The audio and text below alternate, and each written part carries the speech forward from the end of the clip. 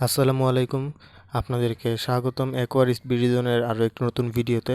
তো আজকের ভিডিওটি আমি অ্যাওয়ারনেস হিসেবে আপনাদের কাছে তুলে ধরব যে আপনারা আমার মতো এই ভুলটি কখনোই করবেন না। তো যারা গাপ্পি পালন করেন তারা এই ভিডিওটি হয়তোবা একটু দেখে নিতে পারেন, তাহলে আপনাদের এই ভুলটি কখনোই হবে না। আর যারা এক্সপার্ট রয়েছেন তারা চাইলে এই ভিডিওটি স্কিপ করে যেতে পারেন। আর হ্যাঁ, আমার এই ভিডিওটি যারা দেখছেন তারা কাইন্ডলি সাবস্ক্রাইব করে দেবেন। তো আপনারা দেখতে পাচ্ছেন যে আমার এই যে মিক্স গাপ্পির ট্যাঙ্কটি আপনারা যারা দেখেছেন তারা কিন্তু জানেন যে এই গাপ্পিটি কতটা সুন্দর ছিল এবং এর টেল বা এর যে কালারেশনটা ছিল এটা কতটা সুন্দর ছিল। তো দেখতে পাচ্ছেন আজকে আমার এই গাপ্পিটির কী অবস্থা। আপনারা কখনোই আপনাদের গাপ্পি ট্যাঙ্কে অন্য কোনো মাছ কিন্তু আপনারা সেখানে দিবেন না।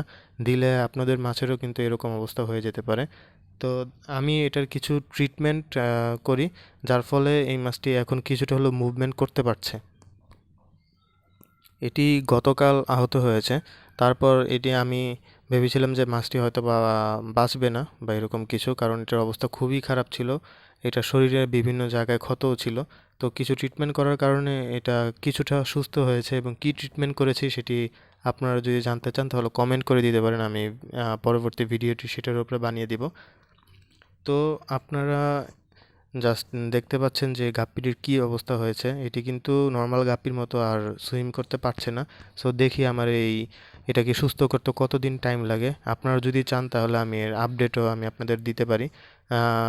তো যারা এর আপডেট দেখতে চান তারা আমার চ্যানেলটি সাবস্ক্রাইব করে দেবেন। সো দেখা যাক আমি এটাকে কতটুকু সুস্থ করে তুলতে পারি।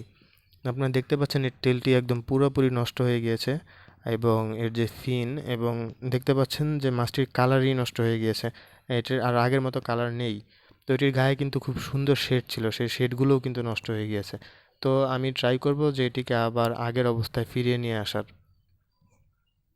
এটিকে আমি আপাতত সেপারেট করে রেখেছি এবং নিয়মিত হাই প্রোটিন খাবার দিচ্ছি, এবং ট্রিটমেন্ট তো চলছেই। এটি আমার গাপ্পি ট্যাঙ্কের অন্যতম সুন্দর একটি মেল ছিল। দেখতে পাচ্ছেন যে এটার সাইজও মোটামুটি মাসাল্লাহ ভালো, তবে এটি জাস্ট একটু ইনজিউরড হয়েছে।